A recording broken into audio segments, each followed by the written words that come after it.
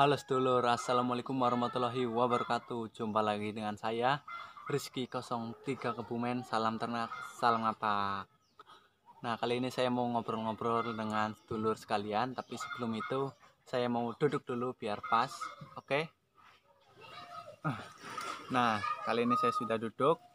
Kita bisa ngobrol-ngobrol seputar endok. Nah, bagaimana kabar teman-teman? Semoga teman-teman selalu dalam lindungan Allah Subhanahu wa taala dan semoga ternak teman-teman selalu diberi kesehatan dan kelancaran, amin. Nah, kali ini saya bikin konten yang berbeda. Jadi saya baru pertama kalinya video muka saya, walaupun kecil-kecil begini, tapi saya mencoba untuk pede. Nah, mohon maaf kalau mengganggu pandangan teman-teman. Kali ini kita mau ngobrol-ngobrol tentang dunia entok, tapi sebelum itu seperti biasa bagi teman-teman yang belum subscribe, silahkan subscribe dulu, like, dan kalau ada saran bagus silahkan komen di bawah ini. Terima kasih untuk yang sudah mampir dan yang selalu memantau video saya. Terima kasih. Nah, jadi sebelum kita membahas tentang seputar entok, saya mau berbincang-bincang dulu tentang channel YouTube saya. Channel ini Rizky 03 Kebumen. Jadi channel ini memang channel orang apak, channelnya orang Kebumen. Tapi banyak pertanyaan, kenapa kalau channelnya ngapak kok pembahasannya menggunakan bahasa Indonesia gitu. Nah, jadi seperti ini teman. Memang saya itu orang Kebumen, saya orang ngapak. Tapi karena ini saya nge-share-nya di YouTube, di Facebook, agar kita bisa belajar bersama, saling tukar pikiran tentang entok, saling meramu pendapat. Jadi istilahnya ini konsumsi publik. Jadi saya menggunakan bahasa resmi, bahasa Indonesia. Jadi kalau di YouTube, di publik itu kan jangkauannya luas, tidak hanya orang apak. Walaupun memang saya orang apak, tapi saya mencoba berbagi atau ya menceritakan pengalaman saya ketika saya berternak entok ke halayak luas gitu. Jadi saya menggunakan bahasa resmi. Seperti itu teman. Nah, untuk channel ini saya juga minta bantuan teman-teman. Mohon di like, komen, dan subscribe agar channel ini bisa berkembang dan kita tetap bisa berbincang-bincang seputar dunia entok. Istilahnya ini wadah buat kita belajar bersama teman. Nah, seperti itu. Terima kasih. Nah, itu pembahasan tentang channel YouTube saya. Terima kasih. Nah, kita langsung saja mulai ke pembahasan topik utamanya, yaitu dunia entok. Nah, itu entok saya yang di sini di samping tidak kelihatan dan di dalam lagi ngeram. Nah, kita langsung saja ke pembahasannya. Entok merupakan jenis unggas yang banyak diminati bagi para pecinta unggas. Nah, dibanding bebek dan ayam, entok itu lebih banyak keunggulannya. Dari mulai entok tahan banting, terus mudah perawatannya, dan yang jelas entok bisa diambil dari segala sudutnya, dari mulai telurnya, dagingnya. Nah, untuk dagingnya ini entok tidak kalah dengan daging ayam dan daging bebek teman. Nah, untuk penjualannya juga entok itu bisa dijual dari segala jenis umur, dari mulai telur bisa dijual, dari meri, minti, dari dere, dari basir, basur, dan babon. Nah, ibarat buah itu, entok itu kayak buah kelapa teman, jadi serbaguna, serba bisa diambil apa-apanya saja. Nah, maka dari itu ternak entok merupakan bisnis yang memiliki prospek yang cukup tinggi teman.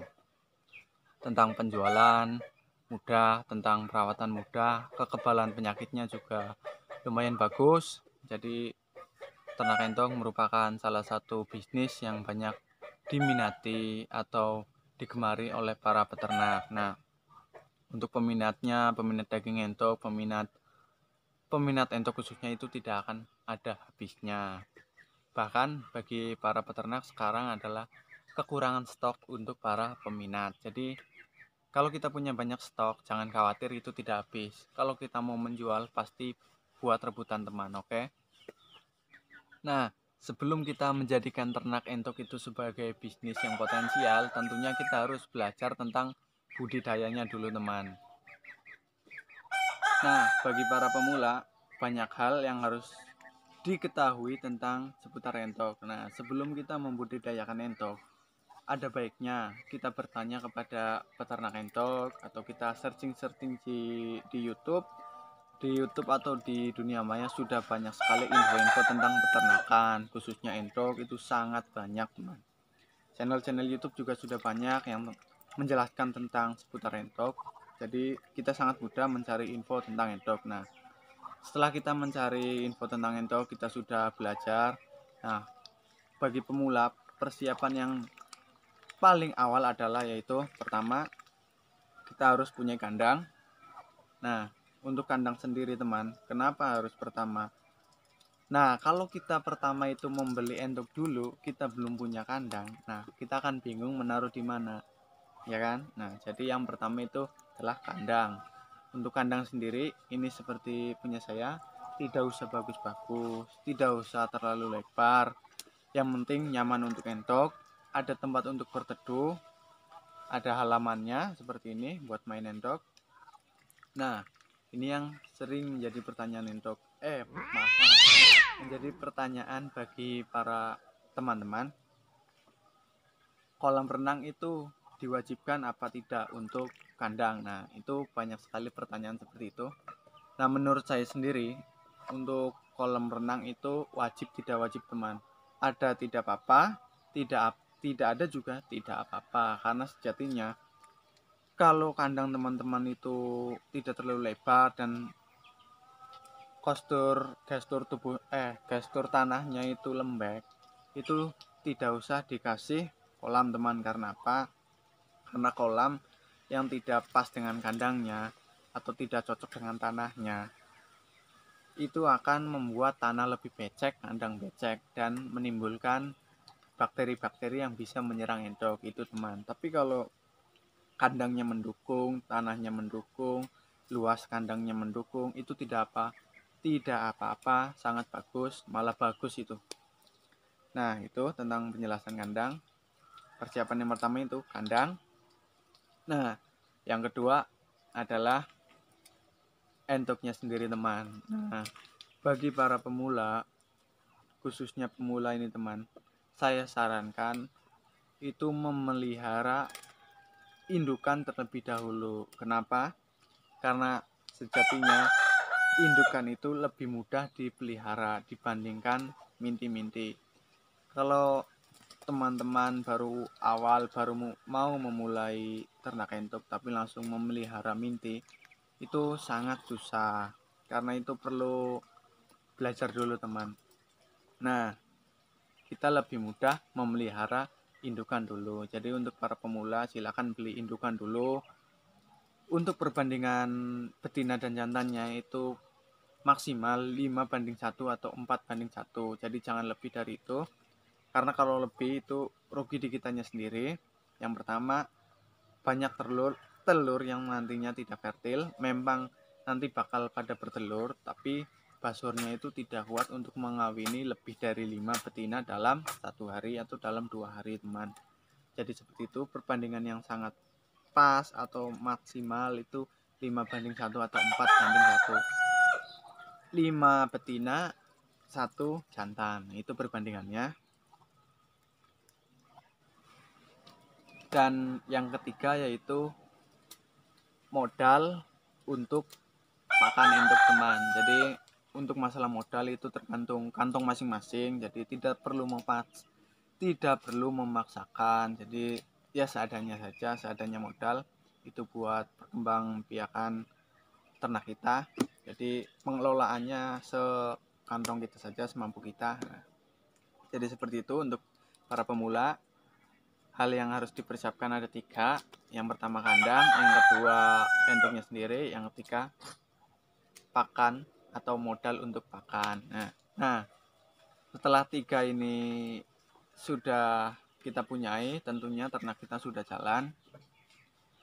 Tinggal kita cara perawatannya. Nah, untuk perawatannya sendiri kita harus benar-benar kita harus sungguh-sungguh merawatnya. Nah, yang pertama, kita jangan lupa membersihkan kandang, karena kalau kandang kita kotor, kandang kita becek, tentunya yang seperti tadi saya bilang, banyak bakteri yang tumbuh, itu bisa membuat entok kita sakit. Nah, jadi yang pertama, jaga lingkungan kandang, kebersihan kandang, terus pemberian vitamin, pemberian pakan yang mengandung protein, vitamin, seimbang, dan kalau bisa diberi vaksinasi. Tapi jujur kalau punya saya belum pernah memakai vaksin. Jadi saya masih memakai alami, saya belum pernah mencoba. Mungkin nanti kalau sudah berkembang atau sudah banyak minti-mintinya lagi, saya coba memakai vaksinasi. Seperti apa perubahannya, apakah bagus memakai vaksinasi ataukah bagus memakai alami-alami saja, nanti saya praktekkan. Tapi jujur saya belum pernah memakai vaksinasi. Nah, seperti itu ya teman. Setelah kita melaksanakan tadi yang 3 sudah, terus perawatan kita sudah bisa, otomatis kita tinggal ke hasil akhir, yaitu penjualan. Nah, penjualan sendiri, teman-teman itu tidak usah pusing masalah penjualan. Saya sarankan teman-teman itu bergabung di forum-forum jual beli online, jual beli unggas, komunitas unggas. Nah, teman-teman bisa memasarkan secara online, di share-share di grup atau di grup WA. Nah, bisa kita jual di pengepul, bisa kita jual di warung makan. Nah, jadi sarananya ada 3, pengepul, warung makan, ataupun secara online. Nah, kalau untuk pasar sudah masuk ke pengepul teman, karena biasanya pengepul itu sudah standby di pasar. Nah, jadi untuk penjualan teman-teman tidak usah pusing, tidak laku, karena kita punya stok berapapun, kalau mau dijual itu pasti akan habis. Seperti itu ya teman. Nah, untuk penjualannya sendiri teman-teman juga tidak usah pusing, semua jenis, semua umur itu laku.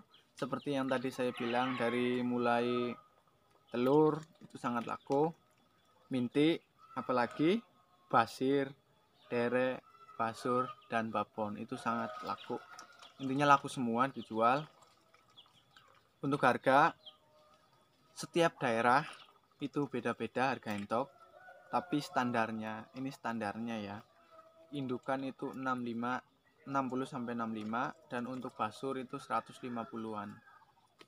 Antara 150 ke bawah ke atas gitu. Intinya itu standarnya segitu. Dan untuk perubahan harga itu bisa mengikuti, seperti ada hari-hari besar, hari raya Idul Fitri, Idul Adha, tahun baru, atau hari besar lainnya, itu harga itu biasanya mengikuti. Nah, itu seperti itu ulasannya tentang entok. Intinya tidak usah pusing tentang ternak entok. Nah, jadi seperti itu ulasan tentang dunia entok. Untuk para pemula ya itu tadi, siapkan 3 yang tadi, terus perawatan, terus itu tadi cara penjualannya.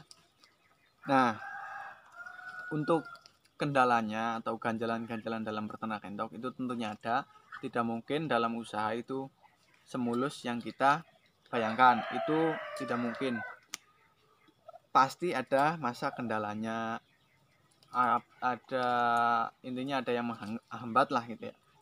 Intinya ada kendalanya, ada yang menghambat. Nah, tidak mungkin dalam usaha itu semulus dari mulai proses, melakukan, terus berhasil. Nah, itu tidak mungkin. Pasti ada hambatan-hambatannya untuk ke akhirnya. Nah, seperti entok dalam masa pemula, terus di tengah-tengah itu pasti ada kendalanya, kendala-kendala atau masalah-masalah. Nah, terus di ujung ada penjualan, yaitu finishnya. Nah,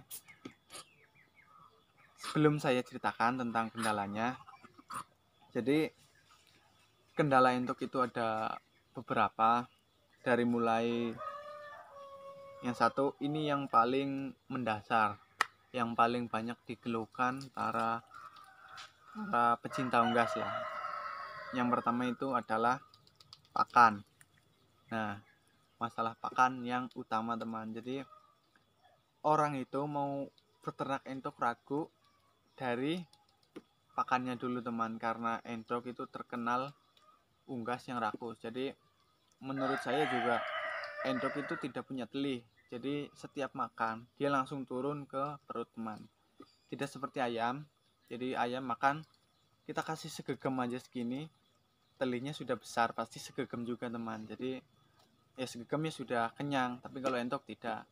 Dia kasih segegem ya langsung masuk ke perut, sininya masih kosong.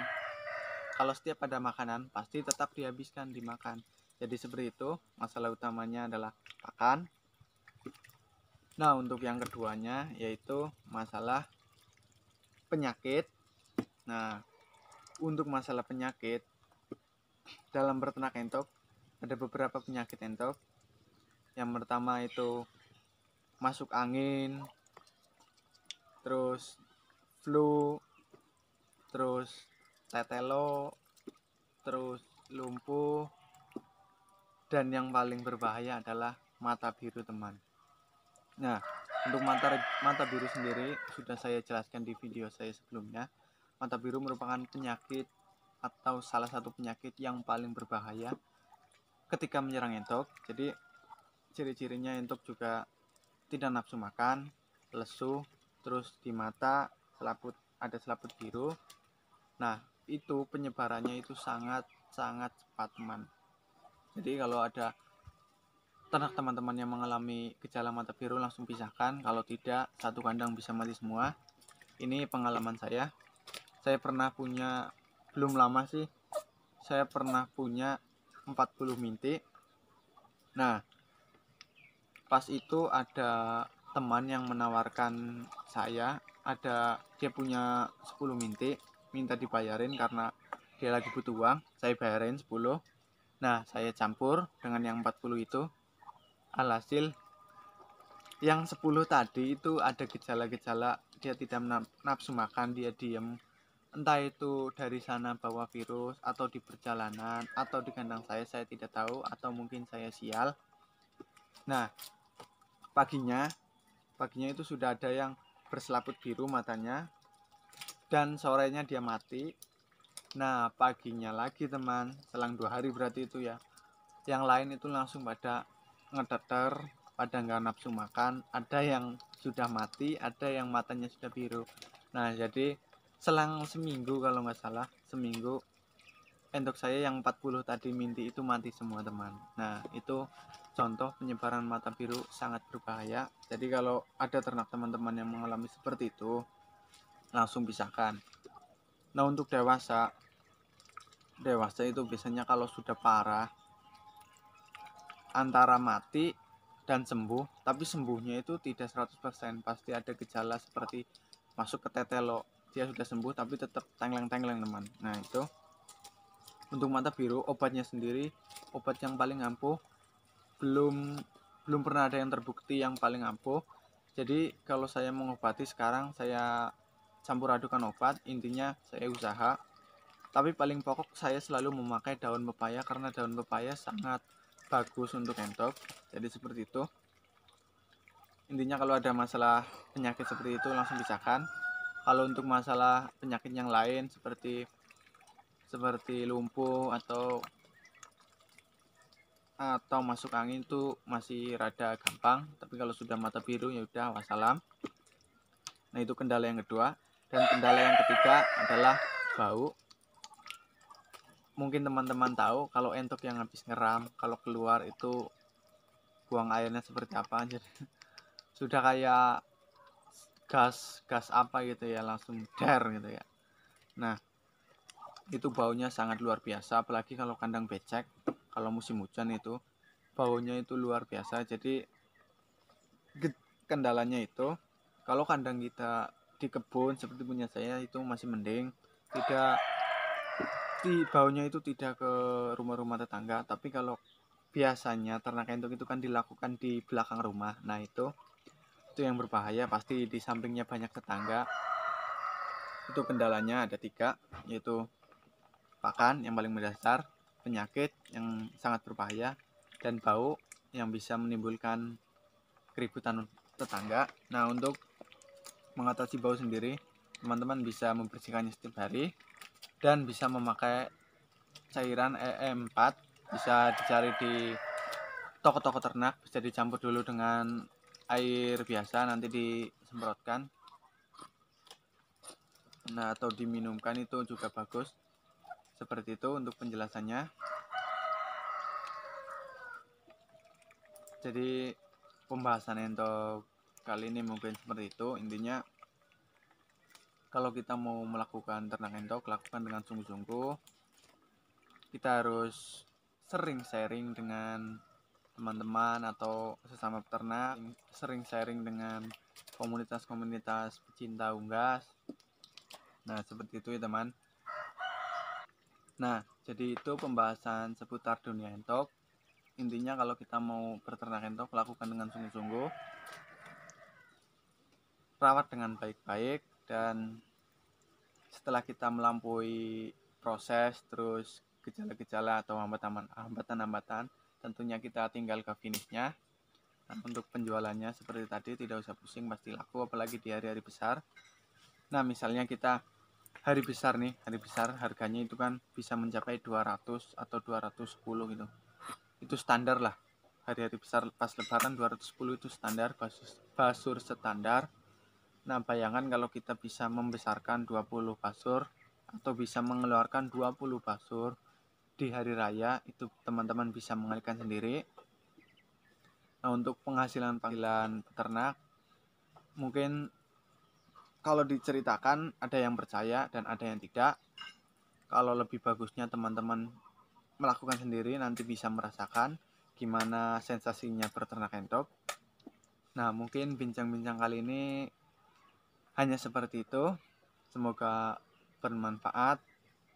Kalau banyak kurangnya mohon maaf, karena ini saya pertama kali men-shoot muka saya yang kucel ini, mohon maaf. Kalau ada saran-saran yang bagus, silakan komen, jangan lupa like dan subscribe-nya. Nah, mungkin hanya seperti itu. Saya mau ada pesanan entok, saya mau packing, ada indukan yang mau dijual. Kurang lebihnya mohon maaf dan terima kasih. Wassalamualaikum warahmatullahi wabarakatuh. Salam ngos.